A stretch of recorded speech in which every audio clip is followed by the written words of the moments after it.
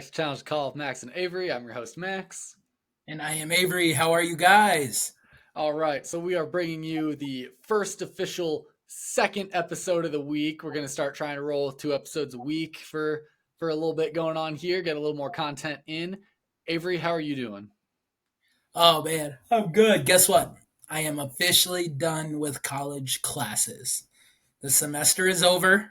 I finished on Wednesday, and I am thanking God that I am done because holy shit, it's been a wild ride for the last 2 years, but I'm officially done.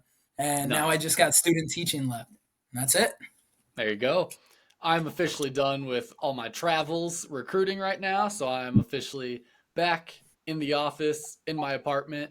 Not only am I in my apartment, but my girlfriend has finally moved in since I came back from Colorado with her. So I'm officially living that shared space life. How's it going? Not too bad. I already kicked her out. Nah, she went back home for she went back home for Christmas and her sister's graduation and stuff like that. But yep, so I do have the place to myself for another couple weeks here. But I had her here for about a week. There you go. Good week, I suppose, right? It Yep, was a good, good good week. little lot of shopping, lot of spending money. Didn't love that Oh, part, but bought a couch. I hate spending. There you go. There you Yeah. go. Yeah, you didn't have a couch prior, huh? Nope. I was You were sitting in a living that lawn single chair. guy life. I was sitting in a lawn chair in front of the TV, and when she came, there was only one lawn chair, so things got a little awkward. But we have a couch coming, getting delivered next week, actually. So excited to actually have a place to sit and watch football. But we'll go ahead and get into today's episode a little bit. We're going to start off with our sports news with a little more basketball flavor today. Starting out, the Lakers did win the in-season basketball tournament. I paid zero attention to the tournament, really. I haven't really watched many NBA games in general, to be honest. I don't know how many you've been paying attention to. To be honest, not much. Not with like football picking up and everything. But Yeah, I haven't watched a ton either, but they did win the tournament, so good for them. I did after seeing that they win, I did go and actually look at the brackets and stuff just to see kind of what the breakdown was. I don't remember it now. I forget where the Kings were exactly. I kind of found where the Kings were in it. Like, did they go very far in it? I'm not sure, but yep, that's all I really have to say about that. What are your thoughts on the in season tournament? I know we didn't pay much attention, but what are your just general takes on it? I think it's stupid. I mean, I don't know. Like to me, like does it really matter if you're an in-season champion? Woohoo! Like congrats. It's the regular season. It shouldn't matter. There shouldn't be a championship in the regular season. But I don't I don't like it. I don't like it at all because like one, now all these teams that went far, they have less games in the end of the year, which is really weird. Because these games count towards their playoff or like their regular season record. So it's super weird how it is. But they did beat the Pacers.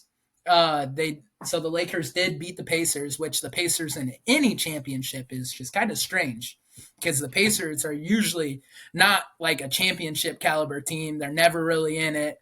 But they beat them 123 to 109. So, So not super but the close. Pacers, I they Without being a super huge like NBA fan or paying that much attention previously to the NBA, I understand what they're trying to do. They're trying to make the regular season matter. Like, sure, you don't need a championship in the middle of the regular season, if you can even call this at the beginning of the regular season, but these players were actually playing for something, since they had something to win, something to gain out of competing, they were actually competing. And you can't just kind of, coast your way through the first half of the season and then pick it up like, okay, hey, we're trying to qualify for playoffs. Let's start winning some games now. So I do think in that theory, it kind of did its job. Like guys were actually playing for it. They actually wanted to accomplish something early on in the season. So I understand what the NBA is trying to do with it and making games matter a little bit more early on compared to teams just like, so we're 500 right now. We have, 80 games left to make playoffs. That's true. Well, and it does matter, like you said, because like the one reason each player got $500,000, Yeah. so that matters a lot for let's say a two-way player. that's like number 12, 13 on the roster that's making only 500K a year, like that doubles their salary for Yeah, the you year, just like doubled right what there. you're making. So that's pretty cool for like teams like that specifically because you don't get to see that very often. So the cash incentive, of course, they are getting paid. It is a job. So everybody wants more money. And so like, yeah, I think that's why it matters more than like, and it, it matters for like chemistry basis too. Like it builds wins. It builds like a routine. Okay, hey, survive in advance, survive in advance. And so like, yeah, it does matter. It's kind of weird, but it matters. Maybe next year I'll pay more attention to it. Maybe I'll have a little more investment in it. Of course, I've said that the past couple years about NBA in general, and just when football is hot and rolling, I don't do anything with it. But a little more NBA news we'll get into here. I know your boy Giannis. He ended up scoring 64 points against the Pacers. Speaking of the Pacers, which franchise breaks franchise record. franchise record, yes, and his personal best. That's crazy. What's the? I have no idea if you actually know this off the top of your head at all or not, but do you know what the like most points scored by a player is in general? Like that's the I, Bucks franchise record, but how close is that to the true overall NBA record? I think it's Wilt Chamberlain. Um, I think it's Wilt Chamberlain, and I think he scored. Um, 100 points, yep, and then Wilt Kobe Chamberlain, Bryant 81, 81. and then Will Chamberlain again 78, 73. So yeah, But it's up there. Hey, it it's is up up there. there. It's 64 close. points is a lot. And Giannis put that team on his back, man. Yeah, this was an interesting game, and we had to talk about it, I felt like, because, like, 64 points, franchise best, right? In one game. And of course, like Giannis probably wants that game ball, right? He wants the game ball because like that's the most he's ever scored. Well, Pacers assistant coach grabbed the game ball prior to Giannis and the Milwaukee Bucks being able to grab it, and that started an all-out brawl in the hallway by Giannis. He flipped out, went off on the refs, went off on like the assistant coach on the Pacers, and he stormed and ran into the locker room trying to get that game ball back because he wanted it.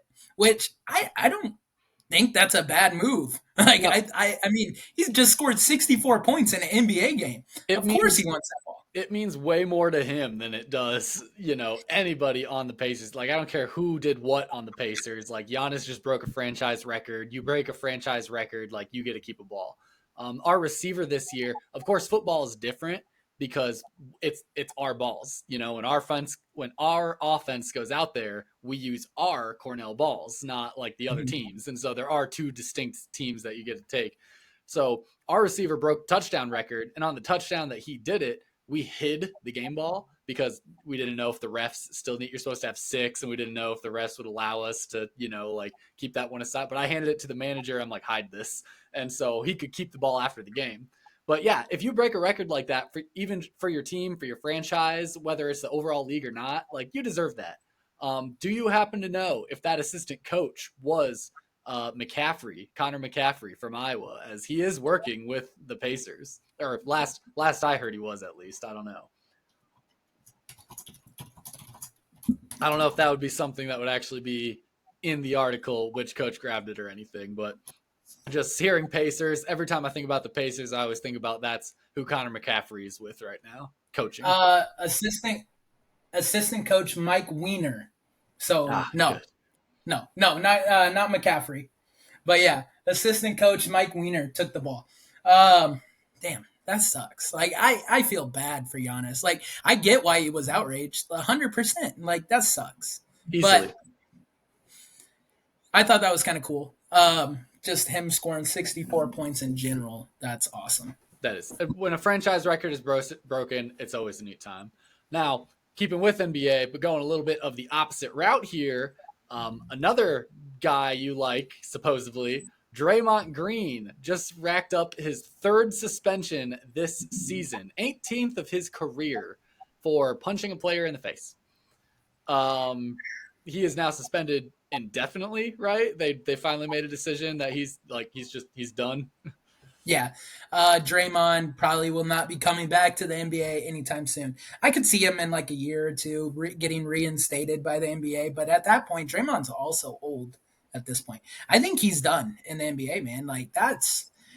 Look, I get Draymond plays with passion, but at what point does passion become anger issues and anger management? Because Yeah. right now, this is anger management. And I know you're going to bring up a situation that happened last You year. know So, damn right I'm gonna bring up him stomping on Sabonis. Like, oh, he plays with passion. I love seeing him play hard. He could have broken his fucking ribs, dude. That kills people. Like, this man should have been stopped a long time ago. Like, 18th of his career, 18 suspensions, and you're just now deciding like he should be done. Like, come on, guys.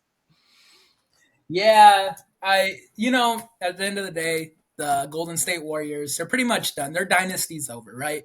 Like Steph Curry's older, Klay Thompson's older, Draymond's suspended indefinitely. Like they're kind of done. They're not probably not even one of the best teams in the West. Like with the Suns now, the Kings kind of taking over. Like they're not there anymore. So like yeah, this is just another pillar to fall from the mighty Golden State Warrior dynasty that they had in the late 2010s. Definitely. But had to bring that up, for old argument's sake. But we'll transition into a little bit more some football talk now with our next piece of news. We have Chargers fire their head coach Brandon Stanley as well as their GM.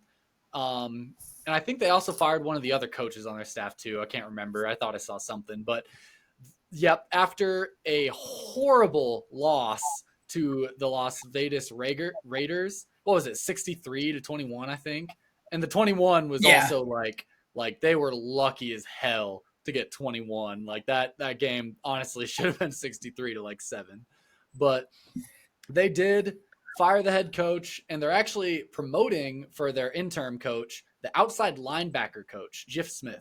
That's an interesting promotion, don't you think? Like normally you'd think you'd go with a coordinator or something.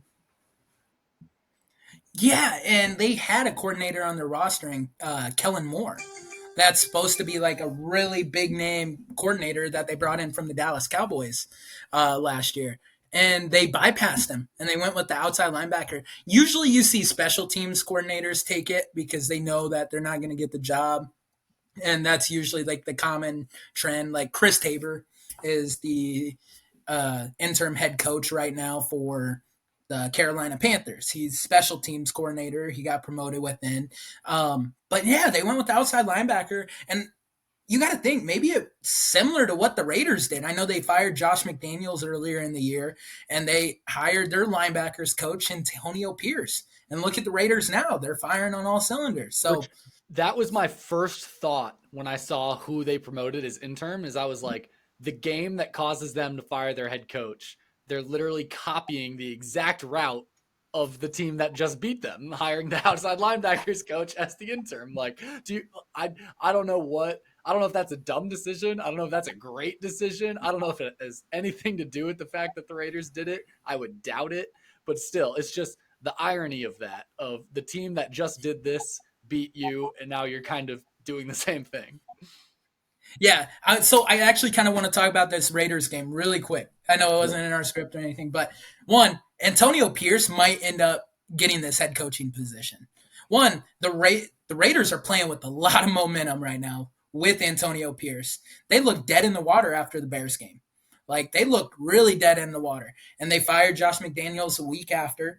And then here we are. Like they just scored 63 points in one game. Everything was working for him. And one, the beautiful thing is Antonio Pierce, he played for the Raiders in Oakland. He's from Compton, where the Raiders use Compton's right next to Oakland.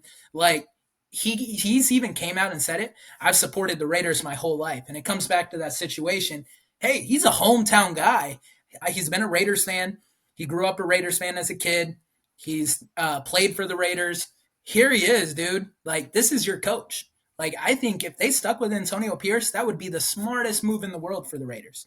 And it seems like the team likes him. It seems like an obvious choice. Just like you said, Yeah. hometown guys from the area, and he's doing a hell of a job. Like Yeah. 63-21. Like that is a hell of a job done. The Raiders just look phenomenal. And how about their Big Ten quarterback there, huh? O'Connell. Yeah, Aiden O'Connell, Purdue.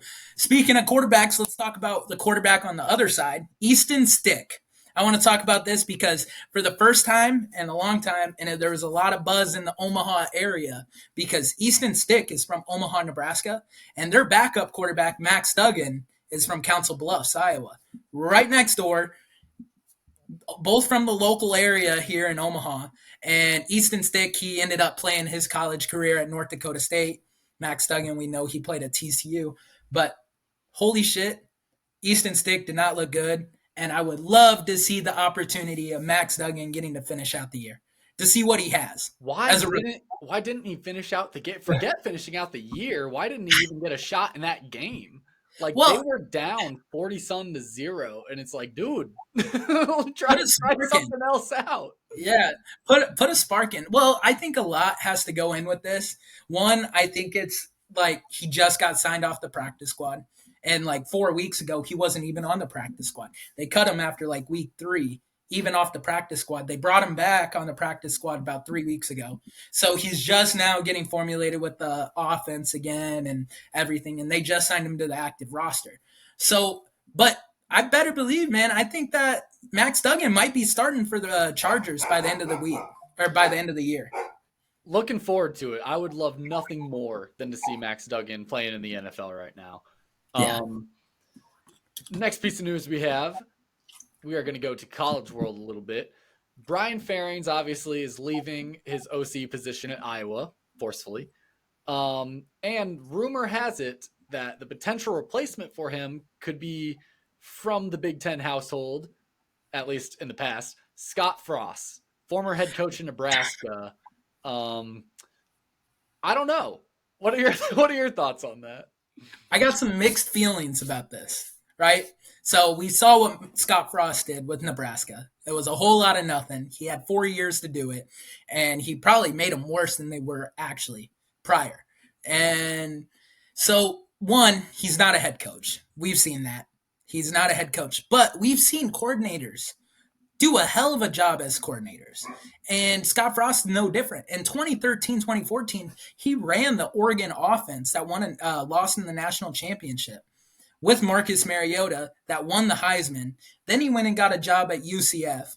He went 2-0 or 2 years without losing a game at UCF and made Blake Bortles a Heisman candidate and then took the Nebraska job. So I'm not opposed because, like you've mentioned, the bar is pretty low. The bar is literally on the bottom rung. Like you do not go any lower with that bar. It is like 130th out of 130. Like that, there is nowhere to go from up. So yeah, that bar it's not low. It's on the ground. For sure. But what do you think about it? Like, what are your thoughts? So obviously, kind of like you said, coordinators can do a fantastic job as a coordinator and not be head coach material. Because what we've talked about it before, a head coach's job is culture. A head coach's job is like the overarching program, the culture within the program, that sort of things. And that's where he failed Nebraska, I think. The biggest thing, I don't think he had the right kind of culture mentality build at Nebraska as he needed to have. However, if he's working under Kurt Ferentz as a coordinator, Kurt Ferentz has an awesome culture in Iowa. Iowa is what it is. There's great guys. Like he knows what he's doing. He's been there a long, long time. Like that culture is built. It's set. It's solid. We just need a guy to come in and, deal with X's and O's. And so I think Scott Frost might be much more of an X and O guy than a cultural kind of guy. Not meaning that in a bad sense in any way, but you get what I'm saying. So yeah. I think that side of things being controlled and him not being able to fuck up there, I think he can sit down and do the X's and O's right. Now, the other side of that is we've seen him have tons of success with these Heisman candidates, but which came first, the chicken or the egg? You know what I mean? Was Scott Frost the reason for making these QBs Heismans, or were these QBs such extreme, ungodly athletes that they carried Scott Frost's career? Well, and let me tell you one thing. Marcus Mariota, probably an extreme, ungodly athlete, right?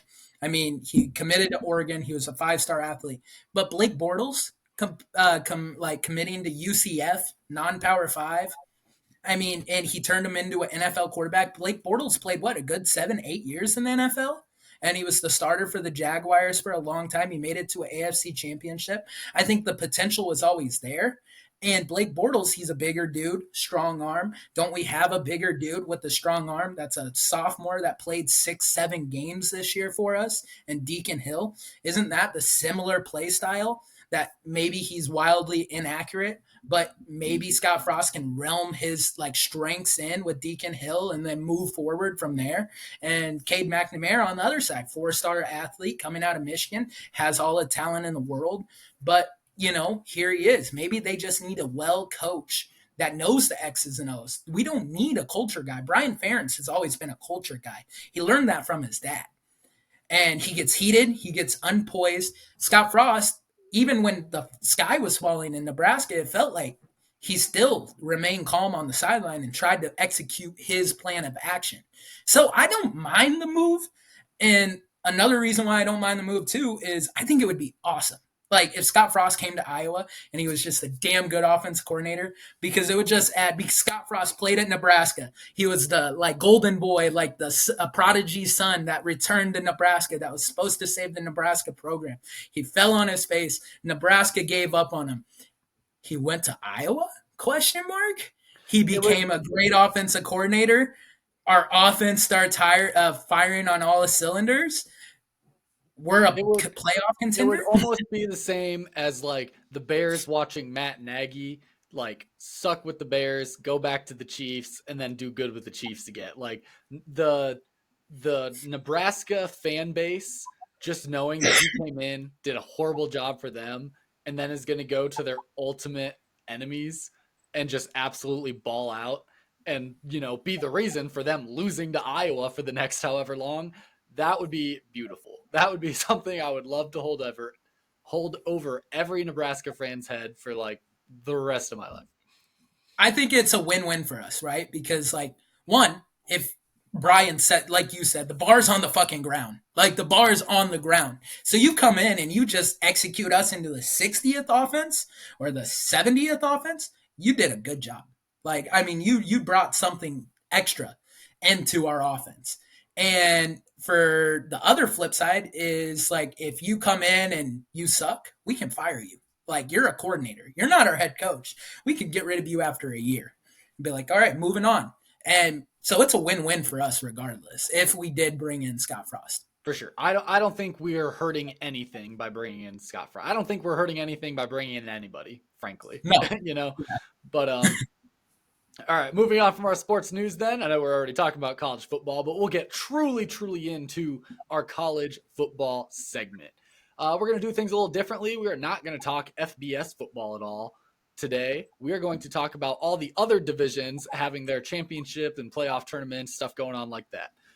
So starting from the bottom, no offense to myself, Division 3.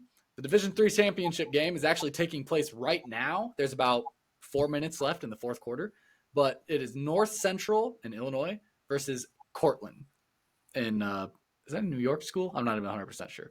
But currently it is tied 31-31. I've been watching it through this entire pod and before we started recording, and it's been a crazy game to watch. I'll tell you that. 31-31. I don't know. It doesn't paint the full picture of it because honestly, this game started going into the half. I think it was 3-7 going into the half. So the good majority of these points have come in the late third and early fourth quarter. So I think defenses are starting to get a little worn and they're starting to get some breakaway plays in. And frankly, the way it's looking right now, it's just going to come down to who's the last to score. Yeah. Didn't you guys play North Central? Is that a team that you guys – okay. No. What's the team that you guys played that's from Illinois? Illinois College? Yes.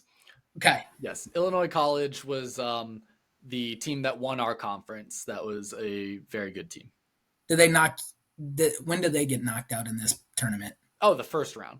I'm pretty sure I've said it before. Our conference champion goes into the playoffs and then gets beat in the playoffs like every year. Now, that being said, they had Wartburg in the first round, and Wartburg literally made it to the semifinals and actually got beat by North Central. So in fairness, they did play like the second ranked team, but For sure. Yeah, yeah. So Cortland is in New I York thought so. State. So, but cool. I guess I don't have. I'm not like exactly in tune with like D3 college football right now, but that's cool. Hopefully North Central wins, represent the Midwest, right? Yeah, I mean, I don't know. Another side of the story too is like North Central is a perennial powerhouse in D3 football, and this is actually Cortland's first time playing for a national championship. So I low key want to see Cortland win this one, just because I think there's a two reasons actually. You say support the Midwest, which is great and all, but also I recruit against the Midwest. The better North Central looks, the harder it is for me to get kids to go to Cornell. But For sure. I just think Cortland being there for the first time, like I want to see them pull this one off. Which update they just scored, so they are now going to be up math 38-31. Nice. So they got a shot. Yep, only They a could minute 41 left. A All minute right. 41 left. So this one's going to come down to the very, very end. I will give you updates, probably interrupting you as we go through our other games here. But That'll work. next game, Division Two, Colorado School of Mines, go Colorado, versus Harding. Fun fact, runs the triple option. That game is going to be tomorrow at noon. I know you have no thoughts on D3. I assume you're pretty similar for D2. Hey, I've heard of Colorado, the School of Mines. All right, There you I've go. heard of this team right here. And Harding, isn't that in Arkansas? I don't know. I don't know. I All really right. don't know. Well, I kind of have heard of both. So let's go Colorado School of Mines. Oh yeah. Win one for Colorado. Let's see what happens. But yeah, no, I've no Tyson Bagent threw 3 picks against Colorado School of Mines. But yeah, that's all I know. That's why I know Colorado School of Mines is because of Tyson Bagent. So I know thank you, Tyson. I know Colorado School of Mines because obviously I am familiar with all the Colorado schools because I would really like to move back to Colorado and I'm looking for coaching jobs in Colorado every second I get. And There that would you be a go. great play. It's in Golden, which is a suburb of Denver, on the mountainside too. So like basically south of Boulder. So like basically just south of Colorado University with Dion there and stuff. That would be a great place to go be. I would honestly love nothing more than to go be a strength coach or even just football coach or something like at School of Mines. That would be awesome. But yeah, so go School of Mines. That's all I have to say on D2. I have way more to talk about with D3, honestly. But we'll move up another level here, get into a little more relevancy. FCS, that is the Football Championship Subconference. On one side, they're only in the semifinals right now. One of the games is actually happening right now. The game currently going is South Dakota State versus U Albany. I don't have the score update. Last I checked, Ooh, they were 50, up. 59 to 0. Okay, so they Uh, scored another couple uh, times. Yeah. yeah. Yeah. All right. So yeah, South Dakota State won this 59 to 0 against U Albany. Um, South Dakota State, man. I mean, they almost beat us last year, the Iowa Hawkeyes. Was that They're a last year or was great that team. 2 years ago? That was last year. Was it? So they are, yeah, they're a great team, man. I fun fact that I know South. I don't know if South Dakota State, but I know the next game that we're going to talk about. They just put a petition in to move into the FBS level. So Well, we might as well talk about that now then. North Dakota State versus Montana. I like yes, this because is Montana Big Sky? I think Montana is Big Sky, which yes, is where I went. That was the conference that I got my graduate degree in at UNC. So I recognize Montana. But North Dakota State, isn't this gonna if they end up winning it, this game is tomorrow at 3:30, by the way. If North Dakota State ends up winning this, we are gonna get the same exact matchup as we had last year in the FCS conference championship. yeah, the South Dakota or the Dakota Bowl, Yeah, essentially. yes, Um, literally. yeah, no, okay. So North Dakota State, brilliant. Words are hard today. They've won a lot of games. Let's just say that. They've won a Update, lot of North Central games, just scored and Update: North Central just scored again. There's still a minute 20 on the clock, so they took a good 27 seconds to put up another touchdown. There we go. Okay, so North Dakota State, great program. They've been a great program for years. I mean, they've had a lot of NFL quarterbacks too, like starters, come out of North Dakota State. You look at it, Carson Wentz came out of North Dakota State. Easton Stick, that we just mentioned, came out of North Dakota State. Trey Lance came out of North Dakota State. So 3 NFL quarterbacks have came out of North Dakota State. Maybe they are QBU. Um, and then Montana has just been one of these powerhouse FCS schools forever. So dude, to be honest, I would love to see Montana pull this off.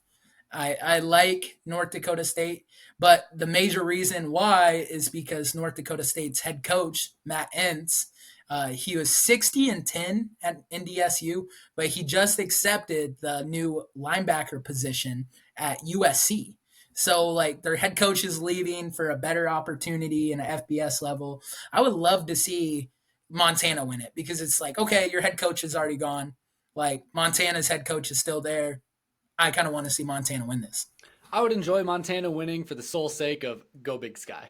But no, yeah, that's seeing that change of status and position. It's ever so slightly disheartening as a coach because I am at the position level of Division 3. So watching someone who is an FCS head coach and one with a 60-10 record be brought on at a position level at the just tick higher. Yikes, I have a long ways to go if I ever have any desire of being even sniffing Division 1 football right now. For sure. Well, uh, yeah, yeah. Sorry. Yeah, yeah. But the thing is, Matt Entz, man, he probably could have accepted a head coaching job at a non-power five. But you got to think that his eyesight was like, okay, USC, I take on this linebacker coaching position. Maybe I get promoted as the DC in a year. And then from there, I'm like, instead of being like a non-power five coach and like for Toledo or like Kent State or something, I can be like a head coach for like Arizona State or Texas For sure. Tech. Well, and you Like, have to think of like this is just one example of the way coaches moves because coaches moves all the time. Because other examples are like Dion, right, like you go from an FCS head coach all the way up to a the name. yeah. It's a part of it is the name, and part of it is just what the school is too. Like you're going to USC, Yeah, like USC is they were ranked at least at the beginning of the season. I don't know if they actually finished ranked, but good, solid program, winning program. Uh, you're going to have a harder time being at a higher level there compared to like Colorado, who won literally one game last year. So like you have to know where you're at and where you're going and stuff with that too. I think it's kind of funny because there's a site we use to like look at job postings and just general like article like position changes and stuff like that, and they have a breakdown of all the head coaching changes at every level. And I think it's funny because they shows the two columns. It shows the former coach and the new coach if they have a new coach hired yet. And a good majority of the names that you see in the former coach column are in the new coach column just under another school. So yeah, like coach when coaches get fired or leave or move or whatever, they're normally just going somewhere else. Like they never really are done being a coach. I think it's kind of funny. But yeah, just a long way to get there. Ooh, another update. North Central went for 2 to try to oh, win the game on that last touchdown. Does not look like they got it. So it looks like Cortland is, I think they can kneel out the ball. There's only a minute 19. look at that. Cortland might win the D3 national championship. They're not kneeling it out. Looks like they do need to get a first down. North Central has a couple timeouts. But yeah, Okay. so they might have this locked down. They just got a first down. So yeah, they just won this game. So yeah, go Cortland. Good for you You're not guys. afraid. you're not afraid of recording it or recruiting against Cortland in New York. You don't guys you guys don't have like New York guys pounding at your door to come play in no middle of the fuck nowhere Iowa. Oh, okay. We are not middle of the fuck nowhere, Iowa, sir. We are actually 20 minutes north of Iowa City, where the University of Iowa is at, and only That's 15 weird. minutes outside of Cedar Rapids, the second largest city in Iowa. Like my recruiting pitch right there. I say that to every kid. Every kid, especially when I'm out in Colorado, I'm like, we're in Iowa. Let me tell you where in Iowa. So, but no, yeah, good for them. I love to see that.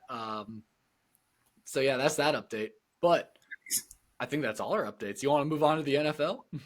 Oh, I've been waiting. Let's do this thing. Let's do the NFL. So for NFL right now, we are just going to give you guys the updates of the playoff picture and how all of that is looking right now. Currently, San Francisco is the only team that has playoffs truly clinched. Everybody else still has a fighting chance or has to earn it a little bit. But the way it stands right now, the conference not conference, division.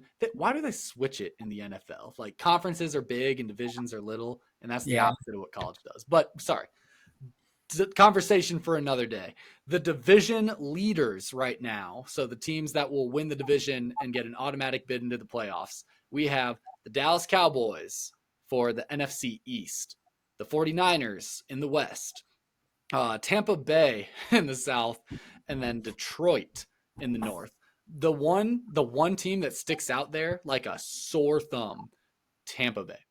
Oh yeah. And if you go into like the NFC South, man, look at the teams right now. The Tampa Bay Buccaneers, 6-7. The Atlanta Falcons, 6-7. The New Orleans Saints, 6-7. Like, and then the Panthers are a dumpster fire. We all know that. But like all three of those teams, man, like are fighting. It's essentially you could roll a dice and be like, throw one of these subpar NFC South teams in the playoffs, and here we go. And that's weird. I think they should, but I think they should do like in a weird way. I think instead of getting like the 4th seed or something, they should like do like a rank structure because there's and then like if we go to like the So NFC you're trying to East, make it more like college football. I guess so, a little bit. A little bit, but that's not fair. Like them having the 4th, like why should the Philadelphia Eagles being 10-3 go to Tampa Bay? In what world does that make sense? In a world where when you win your division, you get a seat at the table, which You is know, the way sports work. that's fair. That's fair. And if this was the Chicago Bears, like we'd be like, no, we deserve that. Like, Exactly. what are you talking about? What Exactly. are you talking And about? and the Eagles being 10-3 as a wild card right now are matched up against that 4 seed Tampa Bay. And so what difference does it make if you put the Eagles 10-3 at that 4th spot and then Tampa Bay at the 5th as a wild? Like they're going to end up playing each other. Eagles are going to win the game. Like no one's losing out on any chances there. And even the 7th seed right now, Green Bay, they also have a 6-7 record. So you could arguably say that Tampa Bay would be in it regardless if they didn't get the automatic bid. But Yeah. we'll move over into the AFC 2 just to get you an idea of what's happening over there. In the East, we have Miami. In the West, we have Kansas City. In the North, we have the Ravens, Baltimore Ravens. And in the South, we have the Jacksonville Jaguars. All of those teams are pretty solidly deserving to be there. No one has an atrocious record. No one has a losing record. Let me say it that way. None of those teams have a losing record right now, unlike Tampa Bay. Yeah. Yeah, that's fair. I would say the number 6 Pittsburgh Steelers really don't deserve to be there. And newsflash, the Pittsburgh Steelers literally pretty much locked in the Chicago Bears' first overall pick this year by losing to the Cardinals and then losing to the Patriots. So thank you, Mitch Trubisky, which he started both of those games. So Mitch, you can't tell me Mitch is not a Bear still. He's doing what Lovie Smith did last year and helping the Bears out. So thank God for a tough Mitch. one to see. That's a bit of a tough one to see. I mean, like, I love Mitch and everything. And I know he's not a Bear anymore, but like, man. But yeah, do you want to go into like these games and kind of predict what this would be this year or this week? After this week, what we're thinking, like recap each game. Let's do it. All right. So we all know what happened with the Raiders and the Chargers. The Raiders won, right? So the Raiders ended up pulling that off. They won. The next up game that's on this playoff machine, which I absolutely love this thing. Like I use this like two times a day. I'm not gonna lie, fantasizing about the Bears making the playoffs. Um, I go to but work anyways, and do my the job, next, so I'm busy with things. uh, yeah, well, good for you. I'm on winter break. Leave me There you go. There you alone. go. I actually was mostly um, sleeping. but anyway, so the Vikings versus the Bengals. Um, for me, the way the Bengals have played the last couple of weeks with Jake Browning as their backup quarterback, I think the Bengals pull this one off. It's in Cincinnati. I I'm gonna think this. say I'm gonna say the same thing, but with the opposite flavor. I think the way the Vikings have been playing the past couple weeks, the Bengals are gonna pull this off. Okay, that's fair. Yeah, because well, and the Vikings right now, yeah, of course they're 7-6, right? But they just barely one. This is going to be weird because they barely beat the Raiders 3-0, and then the Raiders came out and scored 63 points the next week, which is just mind-boggling. But they didn't score the week prior, and then they scored 63. But yeah, the Vikings they barely squeaked it, went out against the Raiders, and then they lost to Chicago, and they benched Josh Dobbs. Nick Mullins is going to be starting this game. I just think the Bengals have a better team overall. And so that, yeah, I think Cincinnati's going to pull this off because Vikings, yeah, they're 7-6, but they look like a dumpster fire right now. Oh yeah, I think Bengals take this one. Next matchup, Steelers Colts is a big one. By the way, these next few matchups are actually happening tomorrow. We're actually getting some Saturday games, so Oh yeah. that's always fun to see. So Um, yes, I don't know what to Steelers. think about. I don't know what to think about Steelers Colts. Honestly, the two teams I don't really touch ever. Yeah, I don't think I've watched a single Colts game all year. Like not even a single snap. I don't think I've seen a single snap of a Colts game. yeah. I only have two takeaways on this game. One, Mitch is starting this game once again, so I don't know what like which Mitch we're gonna get. And also Jonathan Taylor for the Colts is out, which that's gonna struggle. I think one thing the Steelers know how to bounce back from wins, and that comes back to Mike Tomlin as their head coach.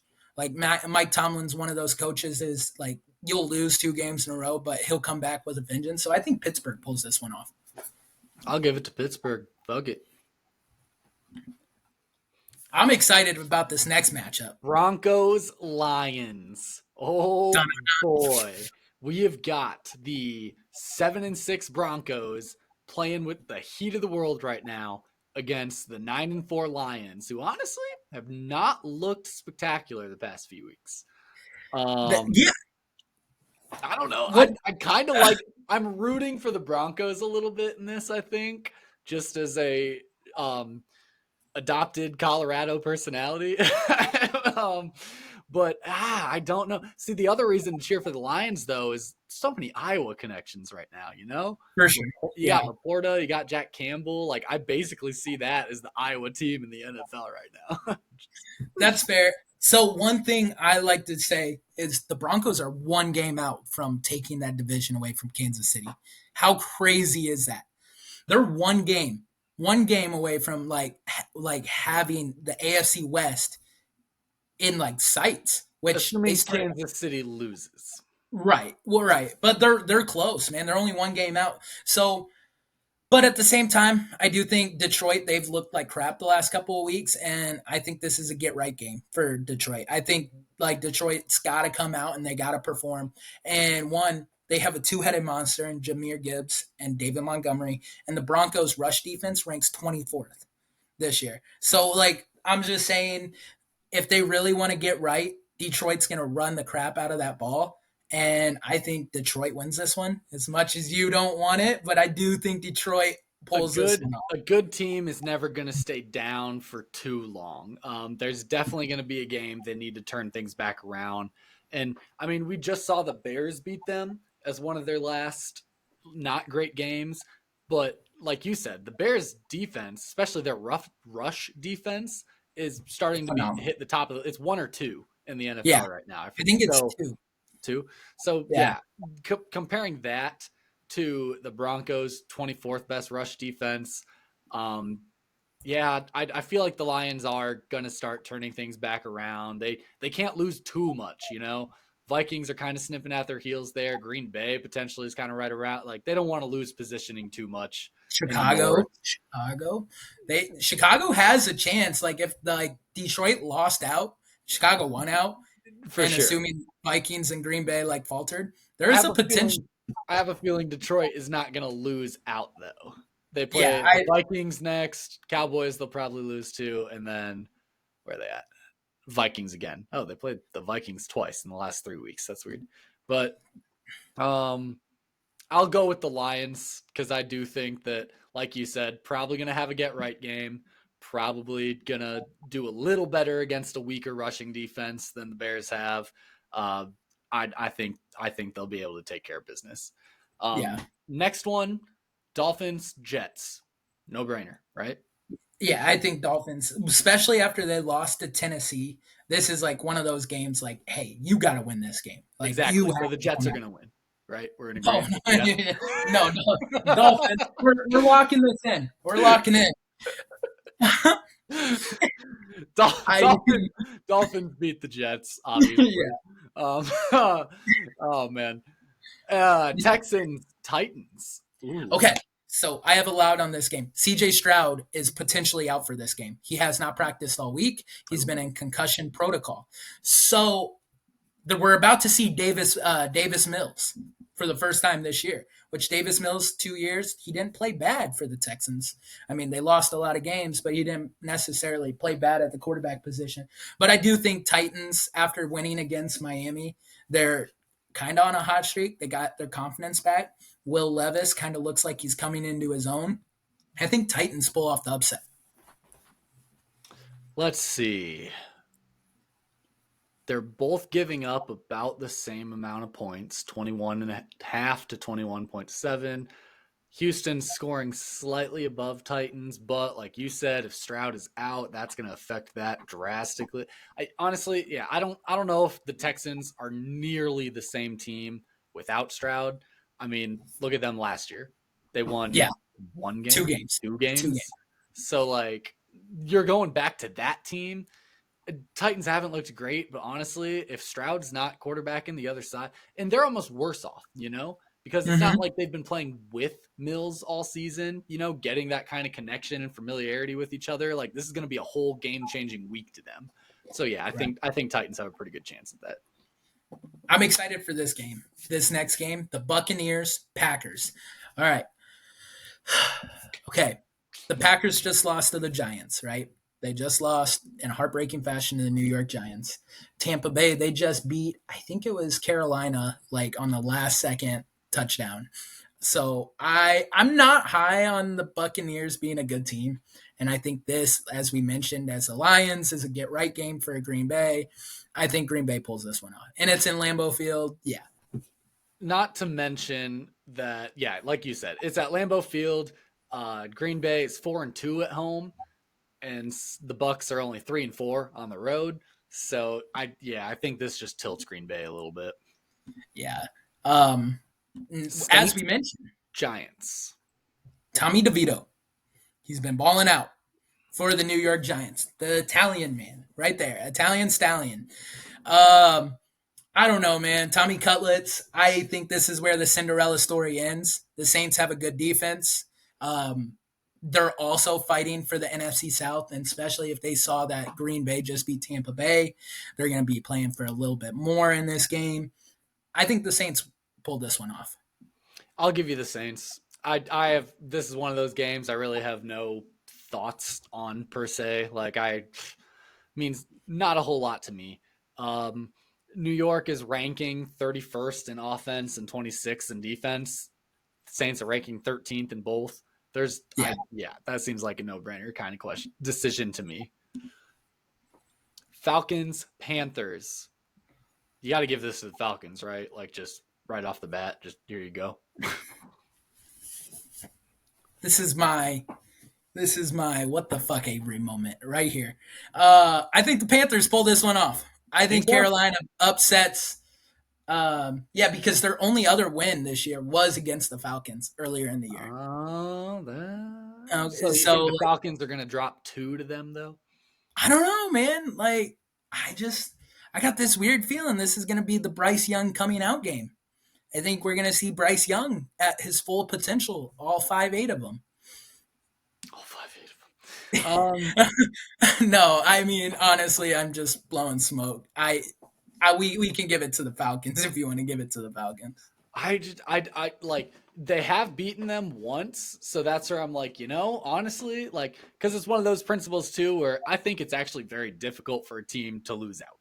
It's Yeah, hard to go 0-16, but I don't know. I don't know if that helps or hurts their case that they already beat the Falcons once, because you think the Falcons are going to be in to prove just a little bit more. That I would almost say they're not fighting for playoff spot. They're fighting to be like, hey, we did not lose twice to the worst fucking team in the league. right. Well, and the other thing too is on the flip side of Carolina. Carolina is not even trying to lose right now because they don't have a number one pick. Yeah, It's coming to right. us. So like Carolina, so like that's a scary 1-12 team to kind of like play at the end of the year because they're not trying to tank. They want to win some games.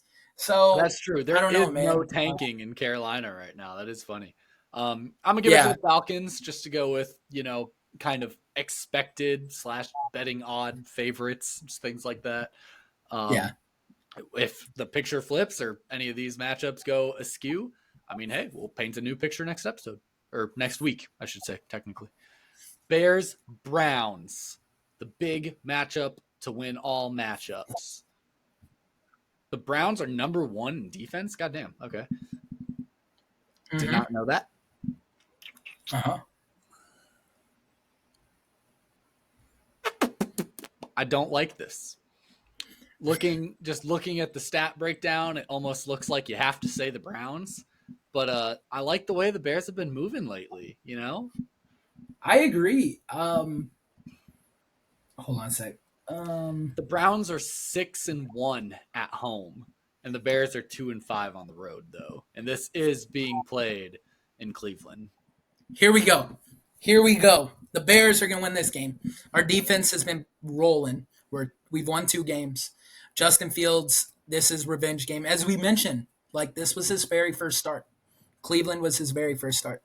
Um, I got a feeling, man. Like I think everything's starting to come together for the Chicago Bears, and our defense is firing on all cylinders.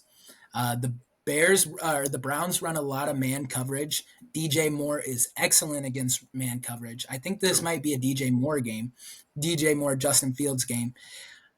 I need I need for my own sanity to pick the Chicago Bears in this one. I'm sorry. No, I'm yeah, going I'm good with picking the Bears. I mean, hey, we want to see the Bears win out.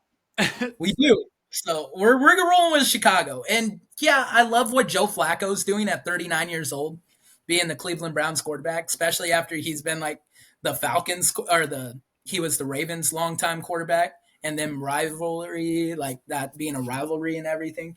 But I'm sorry. You guys are 8-5. You can afford a loss. That's fine. We need a win. All right, So next 2 games, uh, yeah. easy picks. Chiefs at Patriots, picking the Chiefs. Yeah. 49ers at Cardinals, picking the 49ers. Any arguments? Nope. We can keep on moving. Yeah. Rams Washington or Rams Commanders. Sorry, weird name. I don't know. That Rams have Cooper Cup back though and stuff, right? So their record Yeah. doesn't truly reflect kind of what they've got going on. You And got to Matt give this to Stafford the was out. Rams. Oh, Yeah. Stafford's out. Well, he was out earlier in the year. Oh, but he's back now. He's back now. So yeah. Yeah, this got to go to the Rams, but I feel like this could also be, and you hate when I say it, a trap game. I think this is, I haven't said it all week, all right? This is my first time saying trap game, but I think this could be a trap game for the Rams. Is it really a trap game if 2 players that have not been playing all season are the ones that would come in and potentially lose it? Like, is that really a trap per se, or is that just like, we're knocking off some rust? We haven't played all season. I would say that's knocking off Russ. So yeah, all right, you debunked my trap game thing again. But I don't know. Yeah, we could go with the Rams on this one. I think we got to go with the Rams. Even What if we have them tie? Ooh. that's a whole whole new world. This will when we get to week 18 of doing this, we're gonna run through so many different. Like if we're uncertain, we're gonna make it a tie, and if we're like Yeah. positive, we're gonna play around with it a lot then. But we're just far enough out that I think we kind of just got to lean on favorites a little bit, get an idea. I think the Rams are taking that. Now this game I do really want to talk about. Cowboys Bills. Cowboys are looking hot. Bills are not. But No. The Bills are just on and off.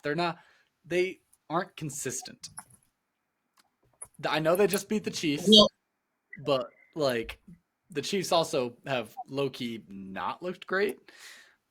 And I don't know. I ever since the first week or two, I think, of watching the Bills and watching Josh Allen just turn over the ball a bunch, I'm like, dude, how like is this cannot be the same Bills team that was competing for the AFC championship last year or 2 years okay. ago Yeah. or whatever it was.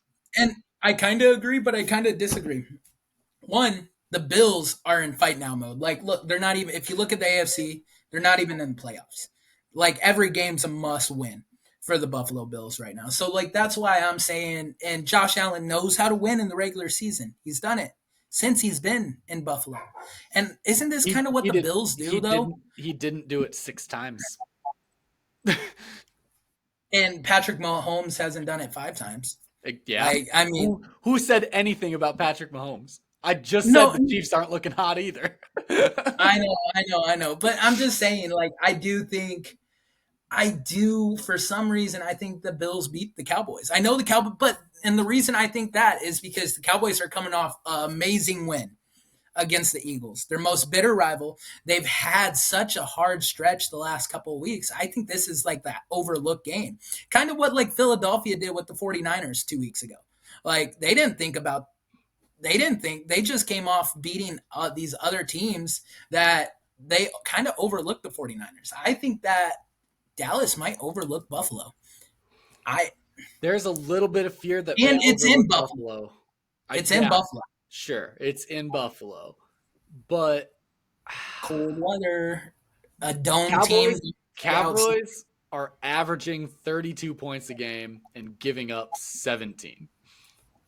Like the Cowboys have the third ranked defense and the fourth ranked offense right now. Bills are fifth ranked offense, 14 defense. I have to give this one to the Cowboys. I can't not. I'm giving it one Cowboys. on mine. I'm giving it to the Bills. Okay, I'm on giving mine. it to I am giving it to the Bills. I'm giving it to the Cowboys. Okay. Ravens Jaguars. That's an interesting one. I'm saying Ravens. Yeah. I don't know. I mean, I feel like the Jags could pull it off, but I just think the Ravens, they're just great all around lately. Like they've been playing great football. Yeah, I'm with that. I'm giving it to the Ravens. All right, last matchup. Eagles Seahawks. Ooh. Eagles. This one is actually slightly tough. I'm not going to lie. It's a bounce back. It's got to be a bounce back get right game, especially if Dallas goes out and loses to Buffalo. Because isn't this the Monday night game? Yeah, it would have to be because Monday night. Yeah. So say Dallas does come out and lose to Buffalo. The Eagles want that. They want to take control of that division. They want that seeding. They want a playoff game to run through Philadelphia. So on the off chance that Buffalo takes care of business and beats Dallas, I think the Eagles win this. Regardless, I think the Eagles win this. It is hard to bet against the Eagles, but oh man, I don't know. See, this is the part in my head. You can't simultaneously say the Eagles win this one, but the Cowboys lose to the Bills, just because like the Cowboys just domed the Eagles, and I don't know. I get what you're saying. I think Eagles probably have the best shot at this. I just wouldn't be entirely surprised if the Seahawks put something together. Yeah, that's fair. Well, it depends. I know Geno Smith didn't play last week. Is he back? Yeah, that's true. Because Drew Lock looked really bad. I think Geno is supposed to play. Okay. Based off fantasy, he has projected points, but I don't know if he's actually back or not. Okay. Yeah, so like that'll and is Gino back healthy? That's the other Yeah, question. yeah, Like because we've seen Gino play through injury this year and he did not look good. But when he's healthy, he looks like a good quarterback. So I just think you got to go Philly. definitely. I'm clicking through real quick and just marking Bears for winning out. Where they're there. Boom, boom, boom. Wait, that puts us in the playoffs. That puts us in a wild card spot. Yeah, there's a lot of stuff that has to happen though. There's a lot of stuff. But do you want to go off of what we said and then label it of who we predicted Like read did? what we just did. Yeah, sure. I just fucked it up a little bit on mine because I have the Bears now at 9-5. Or no, it changes back. Or no, it didn't. All right, I got mine. I got mine. I mean, so on the first seed in the NFC, it would be going into next week be the San Francisco 49ers. I think we kind of figured like Obviously. 49ers reigning true. I have Philly beating the Seahawks. They're 11-3. They would take ownership of that NFC East spot. 3 would be the Detroit Lions. 4 would be the Atlanta Falcons. So that moved, that changed from the Buccaneers. And then the 5th seed would be the Dallas Cowboys. The 6th seed would be the Minnesota Vikings. And the 7th seed would be the Green Bay Packers. So it didn't change much on the NFC side. On the AFC side, the Ravens holding that number 1 seeding. Number 2 would be the Miami Dolphins. Number 3 would be the Kansas City Chiefs. Number 4 would be the Jaguars. Number 5 would move to the Pittsburgh Steelers, so they would move up one. Number 6 would be the Cleveland Browns. And number 7 would be the Cincinnati Bengals. And fun fact, which is weird because it's never happened in the NFL, all AFC North teams are in the playoffs with our predictions. That Every is single one. wild. All four. That All is four. The absolutely Ravens, wild. Steelers, Browns, and Bengals. That is That's the wild. exact opposite of the NFC South, aside from the fact that the winner of the NFC South has to go. Yeah. But that also leaves the Bears literally one game out from the playoffs. Like That's that true. leaves us like if we beat Cleveland this week, that moves us to 6-8, and we're only like look at the 2 wild card teams above us, 7-7, 7-7, both in our division, and we split with Minnesota this year, and so it could lead us to a potential showdown in Week 18 against the Green Bay Packers. Hopefully, everything goes accordingly. Hopefully, We we can can. only hope, but we will bring you updates on that as we move through these last 4 weeks. This will probably be what we're going to be hitting on our NFL segment every time. We're going to be updating this playoff picture, kind of going through what we think will happen, giving our ideas of who's going to make it, who's going to win each week, and we'll just keep rolling with that. But that being said, we will see you guys again on Tuesday? Tuesday it is. All right, guys, go like, subscribe, Instagram, TikTok, YouTube. Hopefully, I do some more with TikTok now that I'm on a break and I got a new phone, so it won't be as finicky now. Yeah, other than that, I got 2 words to tell you. Bear down.